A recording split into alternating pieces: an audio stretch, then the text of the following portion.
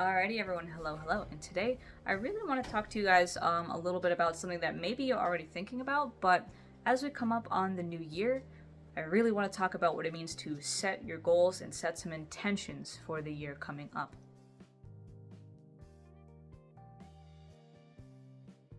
So let me preface this by saying that this video is by no means sponsored. God, I wish it were, but we're not sponsored here. We're just showing you something that I actually really genuinely like using. And I've been getting this thing for like, I don't know, 3 years now, and I like it a lot. And it's the Ritual Planner, which the first time I got this specifically so that I could kind of like get more consistent with tarot, because I would do it like once a week, but like sometimes I'd forget, and then I'd go a long time without doing tarot, and that sucked. But this, because it's like a calendar kind of thing, it doubles as my agenda, so my things to do, right, for the day, and it also is my my tarot, right? So over here is like the cards I pull for the day and the things I think about. It also has like full calendars, so I can write down like, you know, the things I'm trying to do, what I have planned, events, all that kind of stuff. It tells you what the sun is in, right? It tells you like when it changes. It tells you what the moon is in, like for the new and the full moon. Oh my goodness. I got him. Hi, Beach. Beach. He's gonna fly away in a second. Wanna go somewhere? What? You going somewhere? Hi, B-Look. Hey, pretty.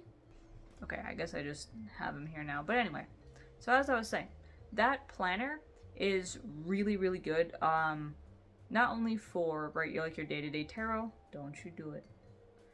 Don't you do it. But also for planning out your year. They have entire spreads where you can kind of do like your wheel of the year. You can put your birth chart in there. And they also have pages for each month as well. Right, they'll have this, right, for your year ahead. They have, you know, one card for each month. And then they also have like a spread page for each month with like a, you know, goals, all this other kind of stuff section here. So you don't have to get this specifically, obviously. I use this one because it's kind of already formatted, but you could get any old planner or journal and do something similar. And when it comes to, you know, planning new goals, I really do suggest that you make sure that you're not kind of just setting a bunch of unreasonable goals and trying to stick to a bunch of things that you're not going to stick to, right? I mean, it's a very simple thing to do, but I genuinely recommend that you go and you get your meditation tool of choice and you make some notes, right? Listen to your guides, listen to God. Get your deck, do something, and ask about what you need to be focusing on in each month of the year, in the year overall, aside from like any material, actual concrete goals, right? Like, I want to learn how to dance, or I want to blah, blah, blah. Those are great and those are fun. Definitely keep those, right? Like, you know, again, consider that you're not overloading yourself, but consider what new fun things you want to try this year. The main thing I'm trying to get at, though, is that, especially when it comes to your magical practice, you want to be setting goals that are in line with the lessons you need to be learning. That's why I use this planner, because this one helps you do that. This one isn't focused on, this is going to happen to me.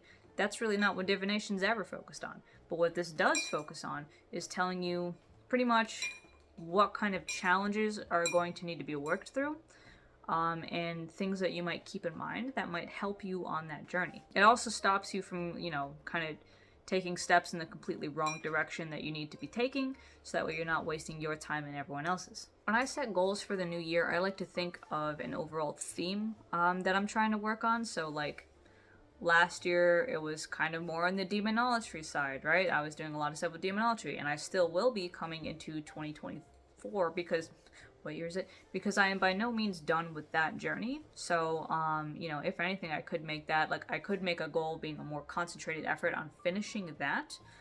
But another thing that's really been calling to me for 2024 is the beginning of ancestor work, which is a completely different track than I've been on. And because it's such a different track, it suggests to me to be a pretty solid option for growth. When it comes to spiritual work, it is really easy to get in way over your head to try and commit to doing 100 different things, doing all these other kinds of things. But really, with spiritual and magical work, the most important thing I can tell you when it comes to setting New Year's goals is to choose one struggle. Because at the end of the day, that's what you're doing. You're choosing a struggle, you gotta pick one. You can't have 12 different struggles, so you're gonna be in a complete psychosis, disaster mess by the end of the year. You don't want to do that. Okay, so for the sake of maintaining your sanity, take whatever goal and really focus on it being a year long, right? Like a year long. If you're just getting started with witchcraft, a great place to start is the year of study, as they call it. The year of study being like just learning anything and everything that you can about magic, about theory, about, different traditions and techniques and stuff like that, so that you are exposed to many different things and can therefore start building your own practice. If you are someone who's more intermediate, obviously, again, there are many fun initiations and traditions and things you could start playing with. You could hone in on a specific skill. If you wanted to get better at sigil craft, by all means, take that for the whole year. If you wanted to get better at, spirit work, whole year. For me, it looks like I might be delving into ancestor work and by extension more work with Slavic deities, as those are the deities of my long, bygone ancestors. It also means finishing up again those loose ends and finishing that demonology work that I started last year and still have not finished. Well, but in fairness, I started it at like the end-ish of last year, kind of, sort of, like the last quarter of last year, so it makes sense that I'm not done with it yet. The thing that I'm doing, I've seen people do really quickly, but like I do not recommend people do it quickly. That's definitely how you get yourself like wrapped up in a little hug jacket and put somewhere. But as a Christian witch, for me, it largely, what I'm doing and where I'm going largely depends on what God decides. And that's why I'm saying I've got this journal. This is pretty much this week's project, mostly because I don't want to wait until like January 1st. Like I want to know what I'm getting into before the year pops up. So this is Wednesday's project, right, of trying to make that happen.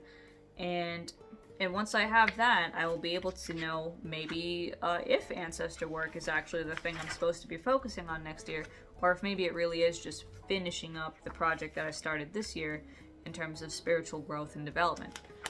I can't really say. I don't really know. All I know is that I will find out. And when you set those goals with God and you listen and you pay attention and you take notes, it's just going to make it less aggravating when you get to the end of next year. Maybe you're sitting here right now saying, okay, well, I had a lot of spiritual goals this year that I didn't really hit. If that's you, definitely consider just sitting down, pulling those cards, getting some key themes, and deciding on one thing that you really want to focus on. Not a million, just one. So, with all that said, I wish you guys a very happy new year, and I hope that 2024 treats you well, and I will see you later.